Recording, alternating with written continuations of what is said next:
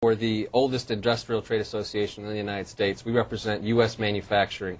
Each and every one of our companies employs hundreds of thousands of workers across the country. So, with all due respect, what I do on a daily basis is push the agenda of U.S. manufacturing, and our agenda is to make U.S. manufacturing as competitive as possible. I understand your concerns about China. You're certainly entitled to those concerns. What I would like to do is find a way to address the trade deficit with China. And one way would be to address the issues that I mentioned earlier, currency manipulation, subsidies, and counterfeiting. But, at the end of the day, we cannot hold China to task for any of the violations that they may be doing if they're not within a world trade body like the World Trade Organization. If they're outside that system, then we can't hold them to any leverage whatsoever.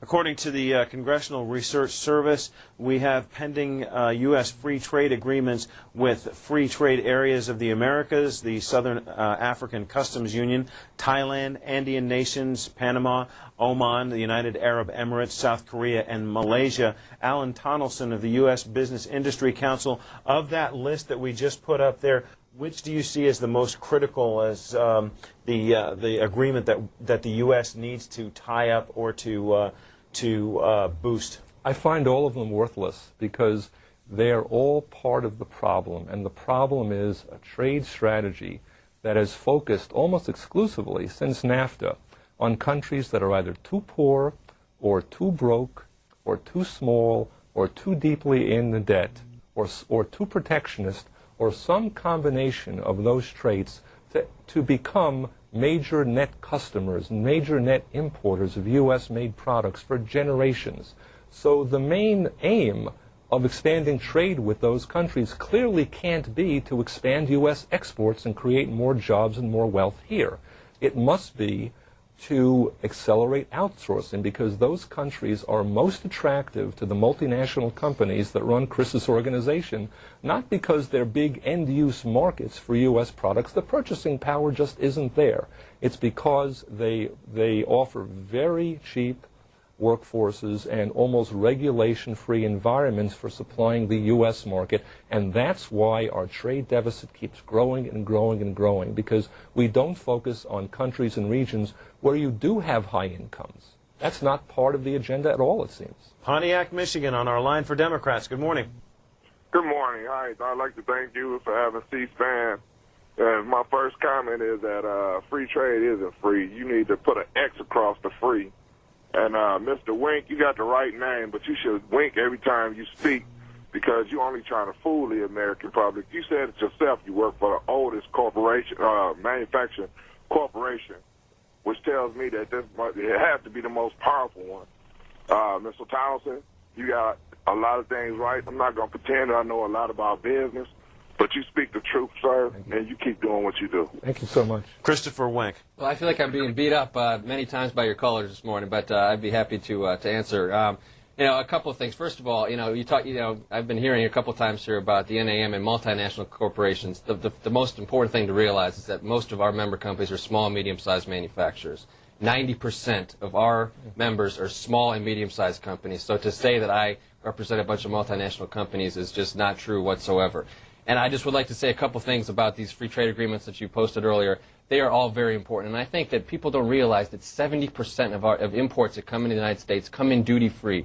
We are such an open market. That is just the bottom line. And these free trade agreements are about leveling the playing field for our companies, for our workers, for our farmers. And, let's take a quick example. Peru. 90% of their imports come to the United States duty-free because of a preference program we put in place 20 years ago. Why is it not fair to give our companies and our workers the same market access to their country that they have into ours? We are a completely open market. And at the end of the day, 95% of the world's population lives outside the United States. There are opportunities for exporting products around the world, and most of them are outside the United States. But half of them earn $2 a day or less, and most of the rest aren't doing much better. And Peru has a 55% poverty rate. So there is no market there, whatever. Let's go to Mariana, Florida, on our line for Republicans. Good morning. Yes, this is Amos Reed. I have noticed this right here. In America, there's a lot of unjust weights and unjust balances being practiced in America. From where I sit and what I've seen is this. manufacturing in America is very scarce. It might be in some key areas, but like a lot of in Florida, a lot of areas I've been through, a lot of observations, manufacturing here is very scarce. I have no problem with free trade. The thing is right here is, if we can benefit our own citizens to have growth potential for buying houses, buying cars, without them work, and federal taxation without representation. The people in the Republic of America, they're not represented by the companies. They're not represented by people in the U.S. government. Let's take this last call from Brookfield, Connecticut. Good morning. Good morning, gentlemen. Give me a second here. It's kind of complex. I've been doing business in China since 1988, and the culture over there is, it's very different than the way the U.S. does business.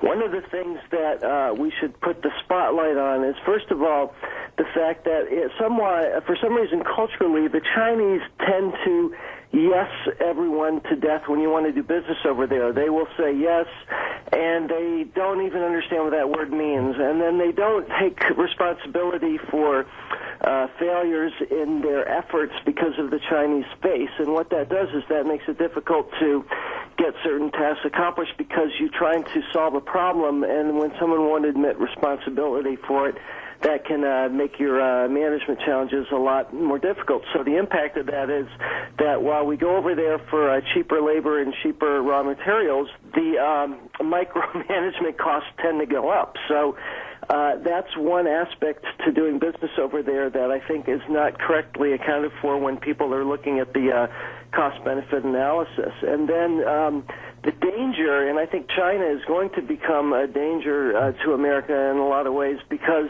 of this cultural quality, but, they learned it from us because prior to doing business in China and throughout my career, I've also worked at Fortune 100 companies, and the corruption that I've witnessed firsthand at very senior levels, it's endemic in American business. And now I have a small business, and I see it even as a small business that not only just the costs you have to pay legitimately, but the hidden costs that are really due in part to just there's no other way to put it, but corruption and greed, and this is like the failure of our American national identity and ethos that.